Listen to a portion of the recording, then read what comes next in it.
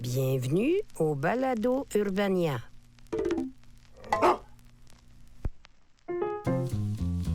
Bonsoir tout le monde, dis-je en supposant de façon tout à fait cavalière qu'on est le soir alors que je sais à peine quelle heure il est. C'est des grosses journées de studio. Mon char a très possiblement été remorqué.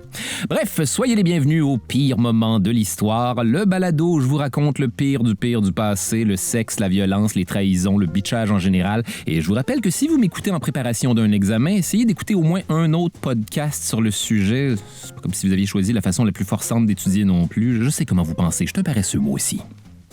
Alors, de quoi je vous parlerai bien aujourd'hui? De l'histoire du premier empereur de Chine? Eh bien, pourquoi pas? Excellent libre arbitre que vous venez d'appliquer là. Laissez-moi maintenant vous raconter tout ça pendant 40 minutes en mode total improvisation. Impro. Pourquoi ce sujet chinois en particulier? Chose certaine, rien à voir avec le fait qu'au train où vont les choses, ça va probablement un jour être eux les propriétaires du podcast. D'ailleurs, s'ils nous écoutent, j'aimerais leur rappeler que Woshuni Tianxuing de Puren. Qin Shi Huang, celui qu'on appelle également l'empereur dragon, c'est bien sûr ce conquérant historique incroyable de l'Orient lointain qui va venir à bout d'une époque qui n'est que mosaïque de royaumes qui se tapochent, monde que le dragon va anéantir de son souffle avant de le sculpter à nouveau en la toute première version de ce qu'on appelle aujourd'hui la Chine. Et son plan génial de Chine impériale va être tellement efficace que c'est un gouvernement qui va demeurer relativement inchangé jusqu'en 1911. Alors que ça se passe genre au 3e siècle avant Jésus-Christ, cette affaire-là. Ouais. Puis entre-temps, il va aussi construire la Grande Muraille de Chine, ce détail paysager que l'on oublie souvent.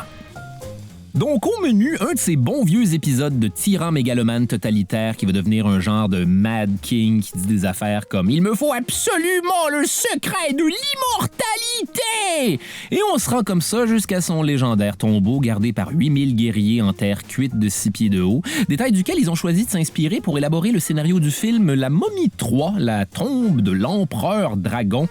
Mais écoutez pas ça, c'est celui de la franchise où personne des originaux a voulu revenir sauf Brendan Fraser, puis il a l'air tout seul là-dedans, les chums! Non, c'est pas vrai, il reste aussi le comédien qui joue le frère de Rachel Weisz dans les 2 premiers Momies, puis l'ami homosexuel dans Four Weddings and a Funeral qui sort avec un Écossais désagréable qui va faire une crise cardiaque en dansant, puis rendu là, effectivement, je peux bien juste avoir le temps d'écrire 5 épisodes par année, tabarnak! Générique-moi donc ça, d'ailleurs! John Hannah, c'est ça son nom! Hey Dieu, merci, ça allait me rendre fou! Contexte historique. Il y a très longtemps, à l'ère préhistorique, des peuples d'Asie auraient commencé à s'installer dans une grande vallée entourée de montagnes et de déserts entre le fleuve Yangtze et le fleuve Jaune.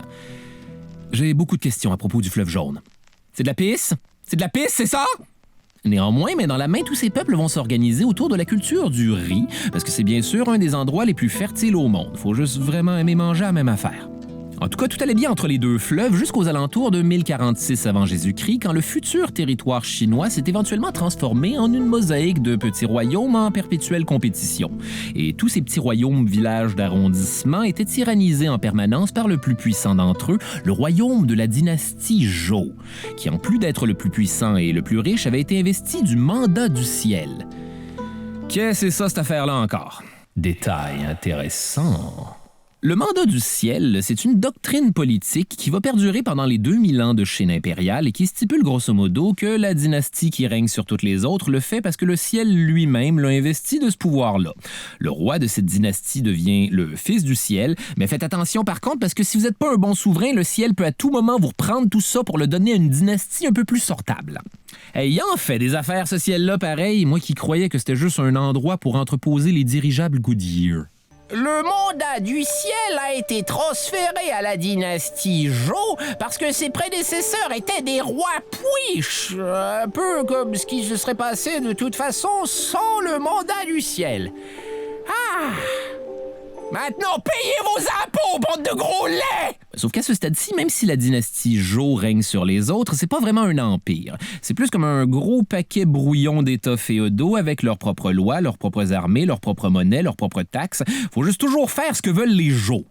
Et ce que veulent faire les Zhou, c'est pas grand-chose apparemment, parce que quand le territoire va être inévitablement attaqué par des barbares, au lieu de se déplacer à travers tous les États comme ils le devraient, ils vont privilégier l'approche de calisser de l'argent sur le problème en donnant plus de pouvoir, des terres et des privilèges aux États en bordure pour qu'ils les protègent des invasions. Ce qui sera un succès sur toute la ligne.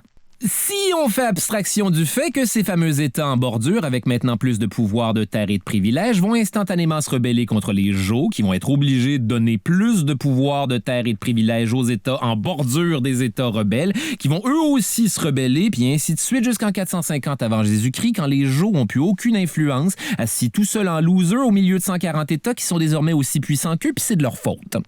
OK, alors qu'est-ce que dit le mandat du ciel là-dessus, au juste? Attendez une minute, ça dit que la meilleure dynastie parmi nous triomphera naturellement de toutes les autres. Ouf, j'ai une chance que c'est de ma dynastie de l'état de Wei dont on parle. Ouf, le weed doit être fort dans l'état de Wei pour penser une telle chose. Clairement, ça parle de nous, les Zhao. Me cherches-tu, toi? Je n'aurais effectivement jamais dû fumer autant du puissant pot de l'état de Wei avant cette bataille. Je crois que je suis à veille de faire une crise d'anxiété. Ça va s'appeler l'époque des États guerriers et ça va durer 250 ans. Fait que, dans ta face, guerre de 100 ans, I guess? On est donc rendu au 3e siècle avant Jésus-Christ et c'est ici que commence notre histoire pour de vrai, finalement. À Handan, la capitale de l'État de Zhao, ainsi que le centre culturel de l'époque pour ceux qui chercheraient quelque chose à faire la prochaine fois qu'ils voyagent dans le temps. Ce jour-là, se promenait joyeusement dans la rue un honnête marchand du nom de Lu Buwei, un des plus riches marchands du pays, donc peut-être pas si honnête que ça finalement. Lu Buwei, oui c'est moi, Lu Buwei, j'achète à des coûts très bas, mais je revends à plein prix. Lu Buwei, c'est moi, Lu Buwei, quel chic type de la Chine antique. Oh, pardon, monsieur. Enfin, regardez où vous allez, je suis riche, bon sang. Oh, excusez-moi, je suis le prince Yiren de la dynastie Qin, enchanté. Le prince de Qin? Enfin, que faites-vous ici, dans l'état de Zhao, centre culturel de notre époque, on s'en souvient? Eh bien, voyez-vous, je suis otage politique pour éviter que l'état de Qin attaque l'état de Zhao. Mais la vérité, c'est que j'ai genre 20 autres frères, je suis le fils d'une concubine, donc pas d'une épouse officielle, je suis à l'âge adulte et pour être honnête, je crois que ma famille m'a oublié ici. Eh bien, dans ce cas, sire, je me présente.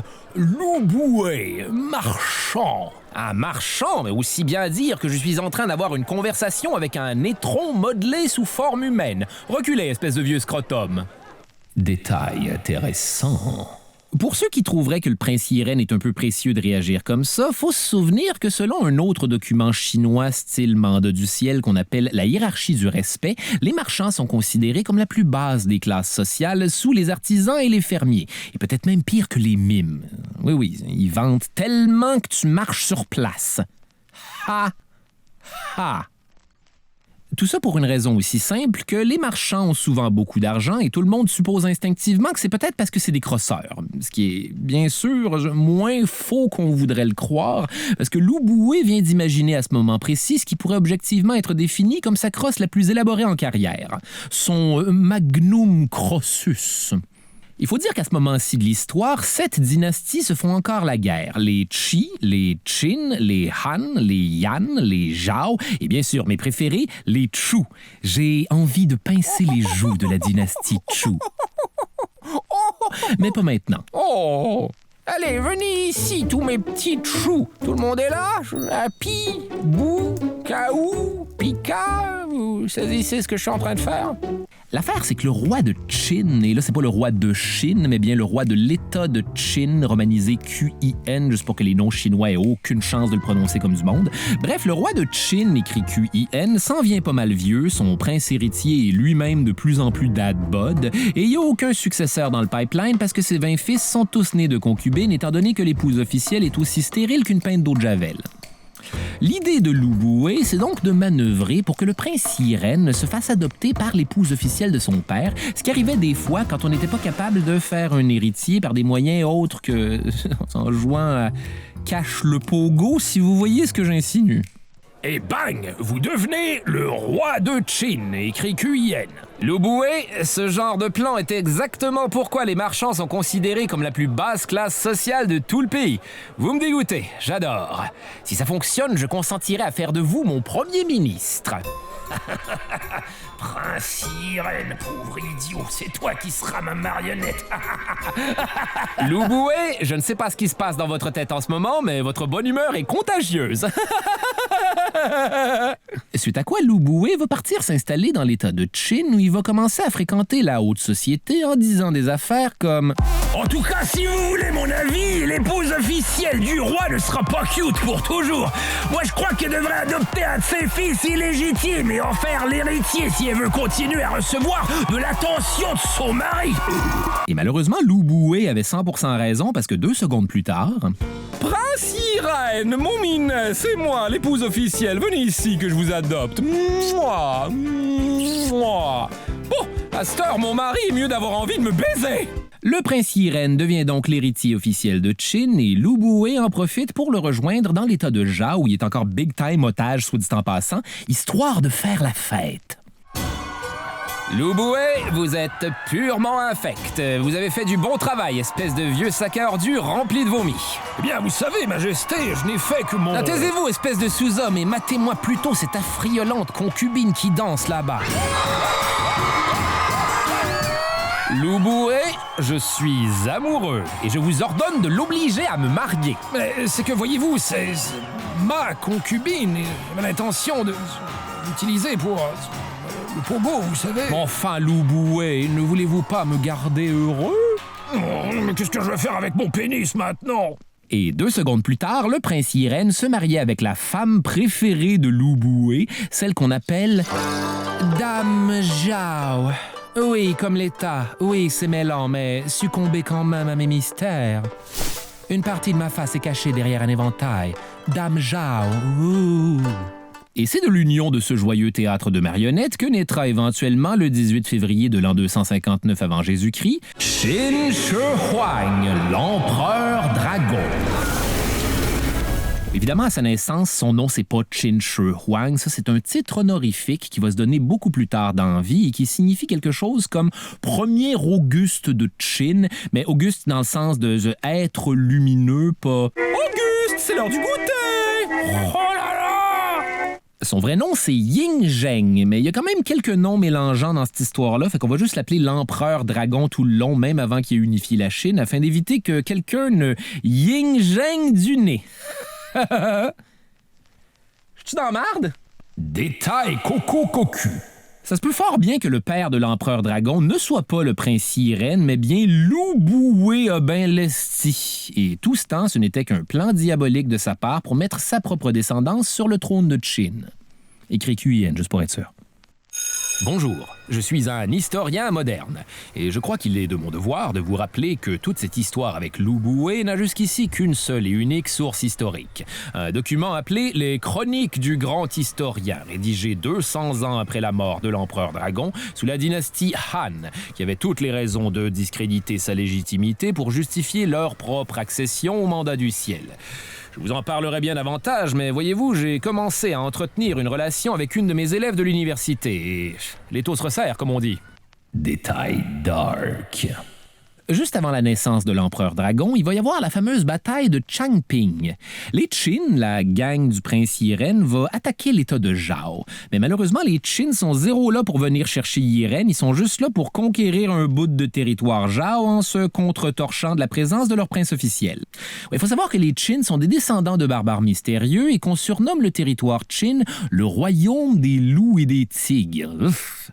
En fait, leur culture est tellement féroce qu'ils ont une espèce de système de points optimum de l'époque qui s'appelle les 20 rangs du prestige, où plus un citoyen ramène de têtes coupées d'ennemis, plus il y a de prestige et possiblement des rabais pour acheter des rouleaux de papier de toilette. Ouais, puis un système de récompense, ça te motive un homme à en croire le gars qui est toujours juste devant moi dans la file au dépanneur avec 48 gratteux puis faut toutes les passer, sinon quelqu'un va mourir, j'imagine? Bref, détail dark, ah oui, c'est vrai. Quand les Qin vont attaquer, les Zhao vont les charger comme des gros nonos avant de rapidement se faire couper toute forme de retraite ou de ravitaillement. Là, les Zhao vont mourir de faim, ils vont éventuellement se tourner vers le cannibalisme, et les quelques chanceux qui vont survivre vont être jetés dans des fosses communes et enterrés vivants par les Qin. Voilà, 400 000 soldats de l'armée Zhao anéantis, et à ce jour, on peut encore retrouver des os humains éparpillés dans cette région-là. Satisfaits, les Qin vont se retirer et laisser les Zhao tranquilles juste assez longtemps pour que naisse le futur empereur dragon. Éventuellement, les Qin vont revenir en tabarnak, péter la gueule à quelques Zhao supplémentaires, et cette fois-ci assiéger la capitale, où se trouve le prince Yiren et sa famille, je vous le rappelle. Un siège qui va durer 3 ans, c'est long ça! Assez long pour qu'à la fin, les habitants de Zhao se retournent pour la deuxième fois en très peu de temps vers le cannibalisme. Dans les rues, c'était littéralement l'apocalypse. Certains vendaient leurs enfants pendant que d'autres faisaient des feux avec les os de leurs voisins qui ont servi de petit déjeuner. Mettons que ça regarde mal pour le prince Yiren.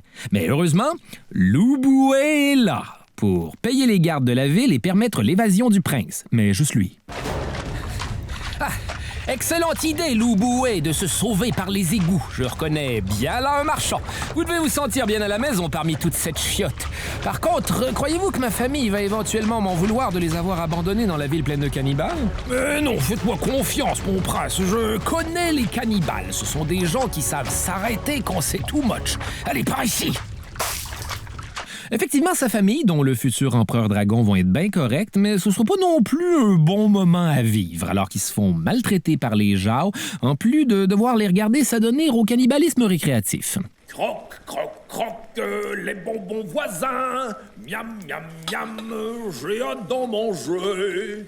Chérie, je crois que le voisin est devenu fou. Je suggère que ce soit le prochain que nous mangions. Mais là, pas le temps de s'attarder là-dessus, parce qu'en 246 avant Jésus-Christ, le roi de Qin va finalement mourir et être remplacé par le père du prince Yiren, pour un total de 3 jours avant de mourir mystérieusement et d'être finalement remplacé par le prince Yiren lui-même. Mission accomplie. Et son règne va durer 3 ans, suite à quoi il va mourir de cause certainement naturelle à l'âge de 35 ans seulement. Bref, Qin Shi Huang. Celui qui va devenir un jour l'empereur dragon se voit catapulté dans le rôle de roi de Qin à l'âge de 13 ans. En tant que nouveau roi préado, mon premier décret sera de voir des totons. Et si vous trouvez ça jeune pour être roi, dites-vous qu'à tout moment, pour l'appuyer, il va pouvoir compter sur la tutelle de son premier ministre, Lu Bu. Ah ben, tabarnak, je viens de comprendre. Donc voilà, Lu Bu est devenu roi du monde, régent d'un enfant qui est peut-être secrètement son fils. Tout est bien qui finit bien. Eh bien non, parce que ce qui va se passer, c'est... Très bien, mon roi, votre calligraphie s'améliore. Elle est maintenant si facile à déchiffrer que j'irai jusqu'à dire que c'est du chinois. Lu Bu, il faut que je vous parle. Dame Zhao. C'est exact, Lu Bu. Me revoilà avec mon énigmatique éventail. Permettez-moi d'insinuer subtilement que... Le célibat m'emmerde et je ne suis pas satisfaite sexuellement. J'aimerais que nous recommencions à baiser comme du temps où j'étais votre concubine. Bon sang, Dame Zhao, mais qu'est-ce que vous faites? Je suis pas devant le petit.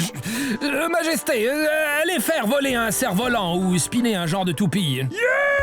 Franchement, Dame Zhao, comment croyez-vous que le roi va réagir quand il va se rendre compte que je me tape sa mère? Je vais maintenant mettre ma langue dans votre oreille, Lu Bu. Oui, j'arrive. Aïe, aïe, aïe, aïe, Lu Bu, dans quoi viens-tu t'embarquer, mon vieux? Lu Bu va donc faire ce qu'on fait généralement dans cette situation, j'imagine, et offrir à Dame Zhao, ce qui est à toute fin pratique, le plus gros boy toy disponible de toute la Chine antique. Mesdames, applaudissez Lao Ai! Un personnage qui, selon la légende, avait un pénis tellement gros qu'on pouvait monter une roue de chariot dessus puis la faire spinner. Hé les filles, regardez ce que je peux faire! Aïe aïe aïe aïe, aïe, mon précieux shaft, je n'aurais jamais dû faire ça! Lao Ai, prends mon 20 piastres puis spin-moi comme une roue de chariot, Lao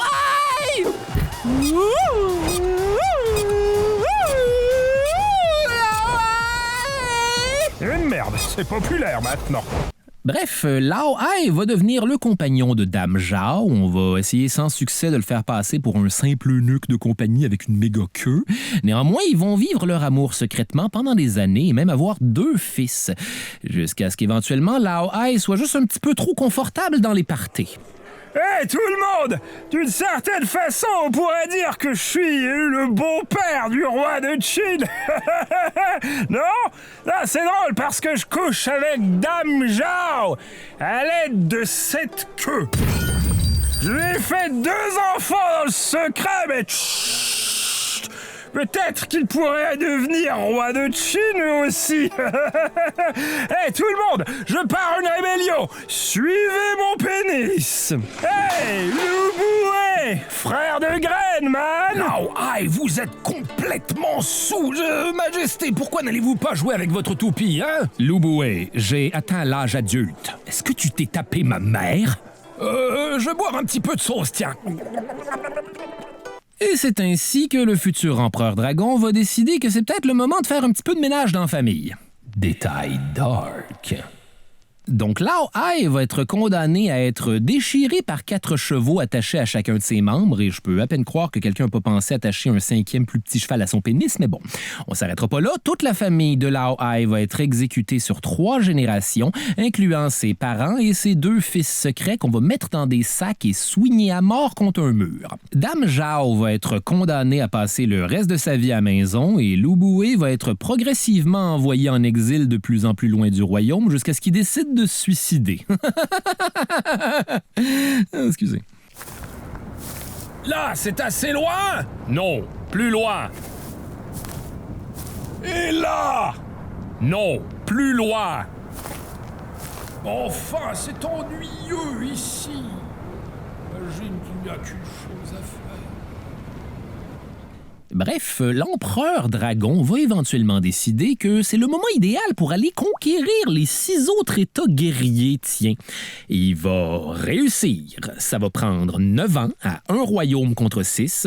D'ailleurs, si vous étiez du genre à vous imaginer que l'empereur dragon, c'est un grand conquérant à cheval joué par Jet Li dans le film La Momie 3 en 2008, quand on était encore impressionné par des effets spéciaux de gens qui flottent dans les airs soutenus par des fils, eh bien non, dans les faits, il va faire tout ça en télétravail parce que c'est un terrifiant bureaucrate. Ouais, l'empereur dragon, c'est effectivement un administrateur plutôt malin qui délègue toujours les bonnes affaires à la bonne personne, peu importe les circonstances de ta naissance ou même ton dossier criminel, tant que tu fais bien ta job. Ça a l'air évident, mais dans un univers féodal où tout est souvent administré par des seigneurs qui sont obligés de le faire de par leur naissance, parmi lesquels certains sont tout simplement poches, c'était tellement rafraîchissant que ça allait conquérir le monde. Il s'est entouré des meilleurs philosophes et penseurs, tout royaume confondu, et ensemble, ils vont former la machine de guerre parfaite pour consolider la Chine. Il va donc commencer en envoyant ses agents saboter les officiels des autres États avec des méga pots de vin, question de rendre la machine administrative de ses adversaires lente et précaire à opérer comme un vieux Oldsmobile à glace. Tenez, amis baby boomer, voici une joke pour vous. On se revoit l'année prochaine! Une fois l'instabilité politique installée, c'est super facile pour lui de rentrer dans le tas avec son armée pour conquérir une nation paralysée par sa propre bureaucratie. Mais l'armée de l'empereur dragon avait aussi une sacrée surprise dans son sac à surprise. Détail dark. C'est aux Chinois qu'on doit l'invention de l'arbalète. Ils en font depuis genre le 7e siècle avant Jésus-Christ et elles fonctionnent par un système de gâchette automatique qui se recharge super bien. Leurs pièces sont standardisées et faites dans des moules et on se retrouve avec plein de pièces de rechange super faciles à remplacer sur le champ de bataille où il peut y avoir jusqu'à 10 000 arbalétiers qui shootent en alternance pendant que les autres rechargent, donnant lieu à ce qu'on pourrait appeler... Une pluie de flèches continue! Bref, c'est plus souvent qu'autrement un massacre et ça va faire la supériorité militaire des Qin. Donc, vers 230 avant Jésus-Christ, l'empereur dragon va commencer sa conquête des 6 royaumes en tassant les Han, qui forment un état un peu loser. Et va ensuite décider de se tourner vers ce bon vieil état de Zhao. Il a passé toute son enfance comme prisonnier de guerre à Cannibal City. Pour tenter de l'arrêter, les Zhao vont lui envoyer le général Li Mu, qui est un vieux de la vieille et un des plus grands généraux de la Chine antique, rusé comme un vieux renard rusé. Général grand-papa Li Mu va préférer maintenir ses forces en position défensive plutôt que d'attaquer, en faisant juste attendre que les Qin se tannent. La bonne vieille technique de chasse de mon oncle qui se descend une 24 cachée dans un buisson en faisant juste des petits cris de caribou aux 3 heures, mais souvenez-vous que c'est un sport. Donc, comment on vient à bout de ce gars-là? Détail intéressant. En bon bureaucrate, l'empereur dragon va utiliser des espions pour semer la zizanie chez les Zhao afin de convaincre leur roi de pas truster le vieux général Li Mu. Oh, roi des Zhao, ne trouvez-vous pas ça étrange, cette stratégie de Li-Mu qui consiste à ne rien faire? Ça sonne en esti comme quelqu'un qui prépare un coup contre vous, vous ne trouvez pas? Vous pouvez me faire confiance, même si je suis tout juste arrivé à votre service avec mon fort accent Chin, qu'on ne peut malheureusement pas identifier dans la version française de notre dialogue. Mais bon sang de bonsoir, vous avez tout à fait raison. Je vais envoyer une lettre immédiatement à Li-Mu, lui disant de se pointer ici pour se suicider. Et s'il accepte, c'est qu'il est loyal, sinon c'est un traître et on le tue. Facile comme ça. Donc, on va envoyer la lettre à Li-Mu et bien sûr, sa réponse va être... Non, je suis présentement occupé à me battre pour toutes vos existences.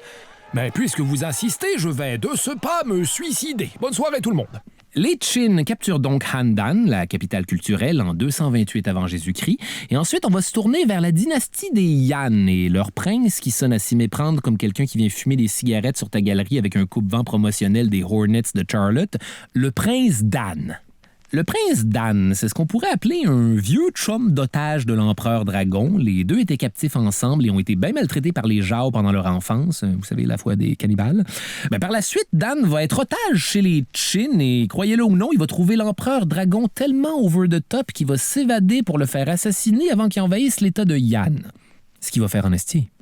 Ouais, là, Prince Dan sait qu'il fera pas long feu. Mon Dieu, ça sonne vraiment comme quelque chose que Prince Dan dirait de lui-même en parlant de lui à troisième personne. Ouais, le prince Dan, il sait qu'il fera pas long feu, tu comprends? Est-ce Prince Dan, man?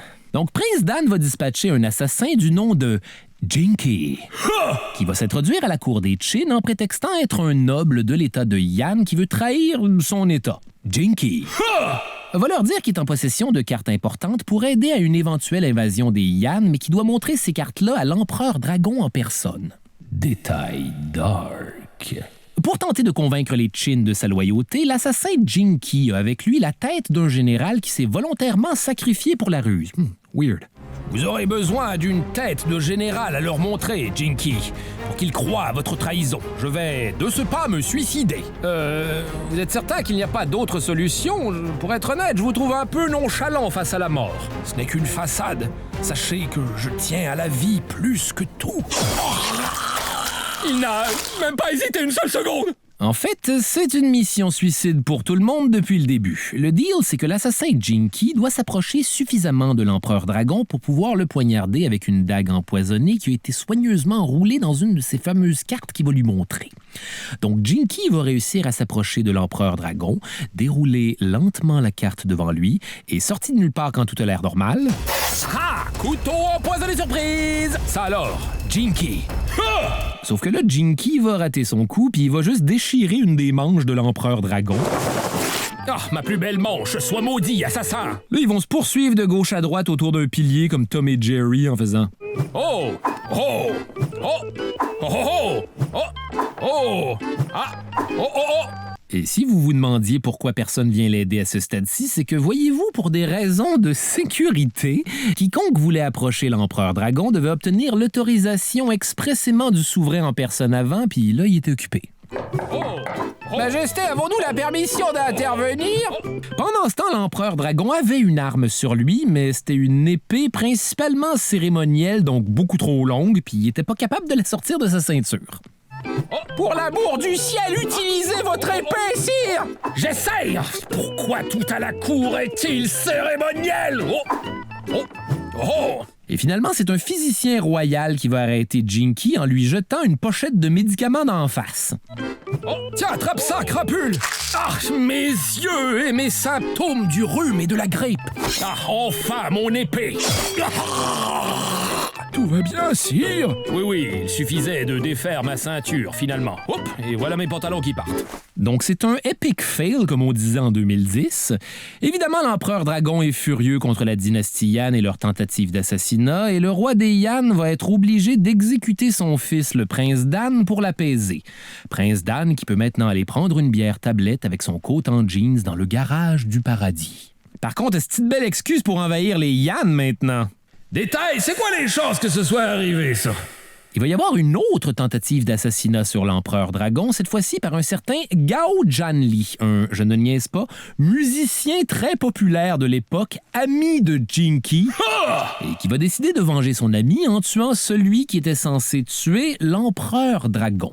Il va donc essayer de s'introduire discrètement à la cour de Qin, mais c'est tellement une vedette que tout le monde le reconnaît. Regardez les filles, c'est Gao Jianli! Ah merde, c'est raté. Là, le roi fait le lien que c'est un ami de Jinky qui est là pour l'assassiner, mais il lui permet de rester quand même parce qu'il aime trop sa musique branchée du 3e siècle chinois avant Jésus-Christ. Oui, tu as essayé de me tuer, mais j'aime tellement ton dernier tube que la solution que j'ai imaginée, c'est de te faire habiter à la cour maintenant. Mais seulement après t'avoir brûlé les yeux pour que tu ne puisses pas m'assassiner, car tu ne saurais jamais vraiment où je suis. Ça me semble raisonnable, non? Je ne sais pas trop. Laissez-moi voir. Justement, non. Oh, mes sens! Ça m'inspire une chanson, par contre. Fait qu'ils vont faire ça, puis Gao Jianli va effectivement rester jouer des tunes avec les orbites toastées pendant un certain temps, jusqu'au jour où il va essayer de tuer le dragon à nouveau en lui lançant par la tête son instrument rempli de plomb. Mais bien sûr... Et hop, prends ça, tyran. Raté. Tuer l'autre. Ah! Et dire que j'aurais pu me contenter d'être une vedette et me taper des groupies. Dommage, ça m'inspire une chanson. Donc, éventuellement, l'empereur dragon va tourner son attention vers les autres royaumes et tenter de conquérir les Wei, ainsi que ses adorables Chu, simultanément, histoire de ne pas se faire prendre les culottes baissées par un des deux. Les Qin vont donc faire leur fête aux Wei sans problème. Pour les Chu-Pichu, on va envoyer 600 000 hommes qui vont rester parqués à la frontière pendant 1 an. Grand Chou, les méchants Qin ne bougent pas depuis 1 an déjà! Dans ce cas, Chou à lunettes, profitons-en pour aller faire les récoltes. Ça va bientôt être le temps de la moisson. Espérons qu'ils ne nous attaqueront pas, ce serait un bien mauvais moment, mes petits Chou. Grand Chou, ils nous ont attaqués la seconde où la belle de tournée, nos forces se sont défaites! Oh, nom de nom d'un Chou à la crème! Adorable. Donc, après les Han, les Zhao, les Yan, les Wei et les Chu, reste plus que les Qi à conquérir. Et quelle agréable surprise, c'est également des Mauviettes. Donc, finalement, en 221 avant Jésus-Christ, l'empereur dragon unifie tous les États guerriers et devient enfin l'empereur dragon. Premier empereur de Chine. Vous pouvez recommencer à l'imaginer écrit de la bonne manière. Chose certaine, quel empereur ça va être? Il va taire des rébellions armées, décourager les barbares à ses frontières, il va patcher toutes les fortifications du nord de la Chine pour créer la toute première version de la Grande Muraille de Chine. Il va donner à tous les États la même monnaie, la même taxation, la même largeur de route, la même largeur d'essieux de charrettes pour pas que ce soit le bordel avec des charrettes trop larges puis du monde qui s'engueule en disant « J'ai bien le droit d'avoir des gros essieux, c'ti! » En fait, il va imposer à tout son empire la philosophie qui a fait le succès du royaume Qin, le légalisme. Détail intéressant. Voyez-vous, en ces temps reculés, coexistait en Chine toute une panoplie effervescente de courants de pensée et philosophie pour bien administrer une société. On les appelait les 100 écoles de pensée, une des plus connues étant le confucianisme, qui invitait en gros les gens à être de bonnes personnes et à avoir de l'empathie. Détail dark. En fait, le légalisme, c'est pas mal le contraire du confucianisme. C'est une doctrine où l'homme est jugé comme fondamentalement trou de cul et paresseux et doit par conséquent toujours être soumis à des lois super dures pour s'assurer que les affaires soient faites à un moment donné. Donc évidemment, tout sous la dynastie Qin est strict, bureaucratique et méga chiant, avec des lois du style « Si votre vache maigrit à cause du travail de ferme, pour chaque unité de tour de taille de vache qu'elle perdra, le fermier sera battu 10 fois. » On dirait bien que votre vache a perdu du poids. Mais ce sont des années de vaches maigres. Je vous avertis, vous allez être battu une 11e fois pour ce gag. Ça, puis des affaires du genre, toutes les familles de Chine étaient toutes organisées en groupes de 10 familles qui devaient toutes s'écornifler les unes les autres, et si un crime n'était pas rapporté par une de ces familles-là, tout le monde était exécuté en se faisant couper en deux dans une machine géante à couper le monde en deux. Légalisme! Ouais, bien sûr, il va y avoir des contestataires face à ça, surtout du côté des Confucéens, mais l'empereur va, très à propos pour un gars qui s'appelle le Dragon, faire brûler tous leurs écrits juste avant d'enterrer vivants les Confucéens par centaines. Bonjour, je suis un historien moderne et je crois qu'il serait important de mentionner ici que cette anecdote de livres brûlés et de Confucéens enterrés vivants est hautement contestée dans la communauté scientifique.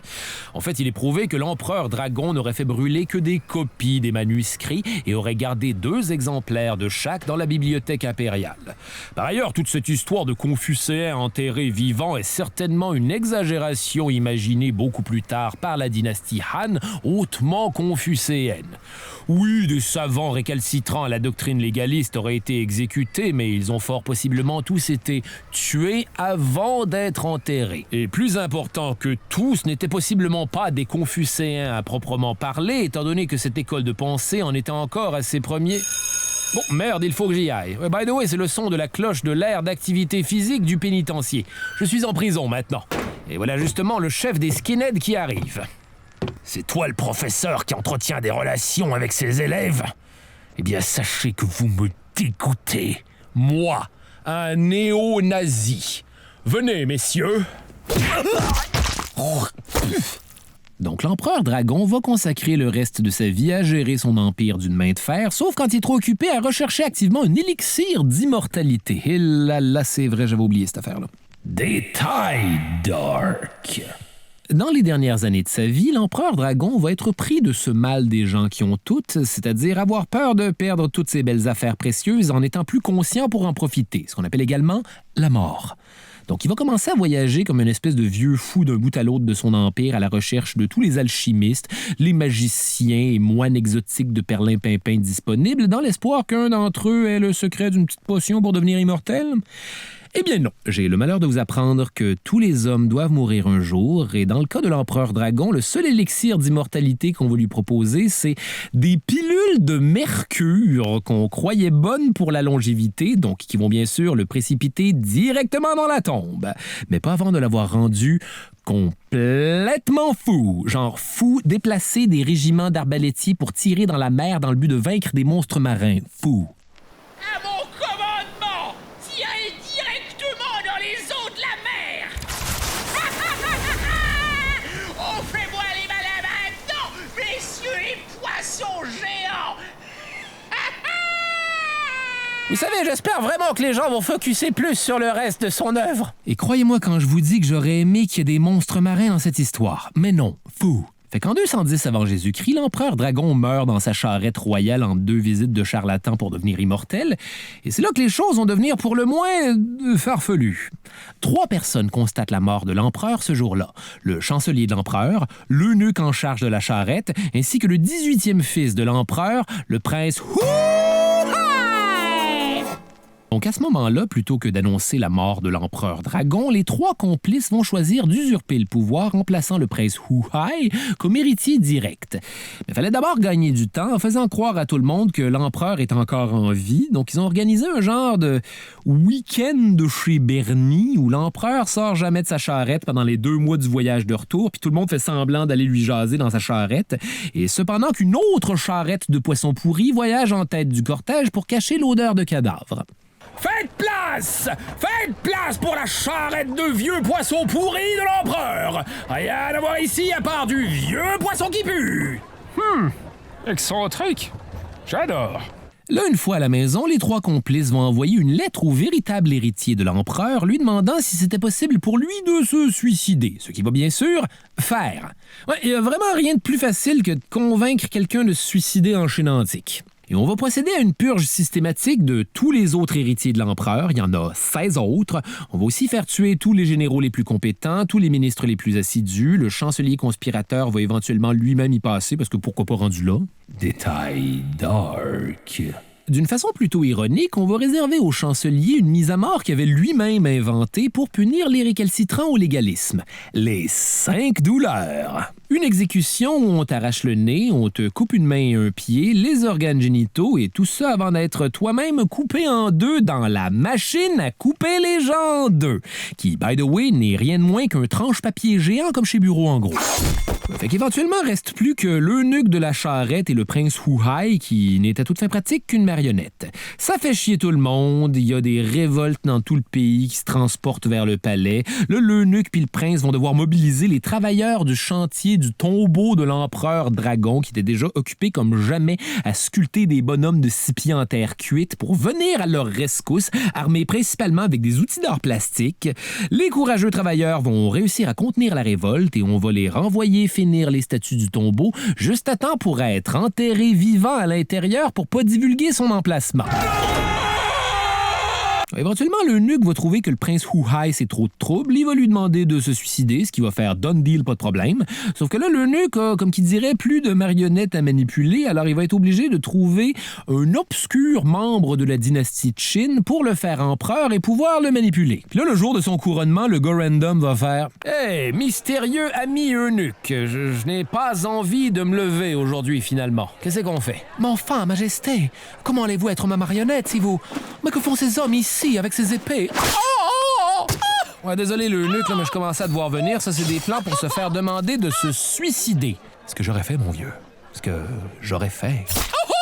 Et voilà, c'était Qin Shi Huang, l'empereur dragon, l'unificateur de la Chine, l'empereur qui voulait devenir immortel. Sa punition du destin pour avoir conquis le monde, c'est que sa dynastie va durer juste 15 ans. Le fin mot de l'histoire avec un grand H. En fait, je suis injuste avec l'empereur dragon. La Chine impériale telle qu'il l'a consolidée va être maintenue par les dynasties qui vont le suivre pendant 2000 ans. Mais ça, vous vous en foutez très possiblement parce que tout ce que vous voulez, c'est que je vous parle de son mot dit tombeau. Eh bien, je vais le faire. Effectivement, une des raisons pour laquelle le monde entier connaît aujourd'hui l'empereur dragon, c'est parce que dans les années 1970, on va déterrer son armée de 8000 guerriers grandeur nature en terre cuite, tous avec des visages uniques, probablement des caméos de vrai monde de l'époque, comme un musée grévin antique, avec des chars, des chevaux, des formations de combat, des musiciens, tout ça menant à un complexe funéraire souterrain plus grand que la vallée des rois en Égypte. Et qu'est-ce qu'il y a à l'intérieur? On le sait pas, puis on n'est pas pressé de le découvrir. L'affaire, c'est qu'on a causé beaucoup de dommages aux autres trésors archéologiques de la tombe, notamment aux soldats de terre cuite, dont certains avaient maintenu des pigments de leur peinture d'origine. Sauf qu'en les exposant à l'air, on a favorisé leur dégradation vitesse grand V. Donc en ce moment, en Chine, il y a comme un deal que personne va essayer d'ouvrir la tombe de l'empereur dragon avant qu'on ait la technologie pour protéger les trésors à l'intérieur.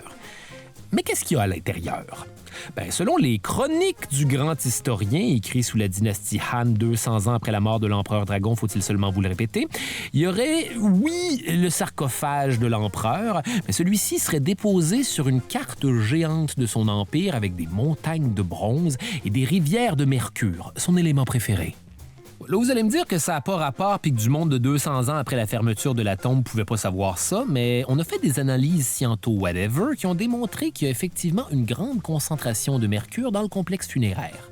Une concentration qui ressemble un peu dans sa forme au grand fleuve de Chine, mais peut-être qu'ils ont juste eu un dégât de mercure aussi.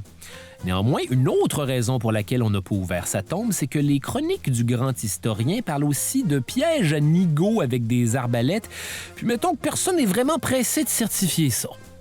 Hey, je m'appelle Charles Beauchesne et le cauchemar se poursuit dans un prochain épisode.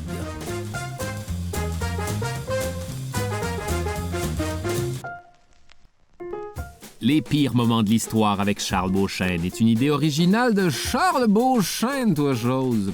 Au texte et à la recherche, Charles Beauchesne, Anne-Hélène Prévost et François de Grandpré. Un merci tout à fait spécial à Zian Zhu pour la prononciation en chinois simplifié, quoique dans mon cas, je pense que ça aurait été nécessaire de le simplifier un peu plus. À la réalisation, Barbara Judith Caron. Au montage, Lucie Fournaison. Au son, le studio La Chope. À la coordination, Clément Turpin. À la production, Rosalie Granger. Producteur exécutif, Raphaël Huismans et Philippe Lamarre. Les pires moments de l'histoire avec Charles Beauchesne est une production d'Urbania. C'était un balado Urbania. Abonnez-vous donc.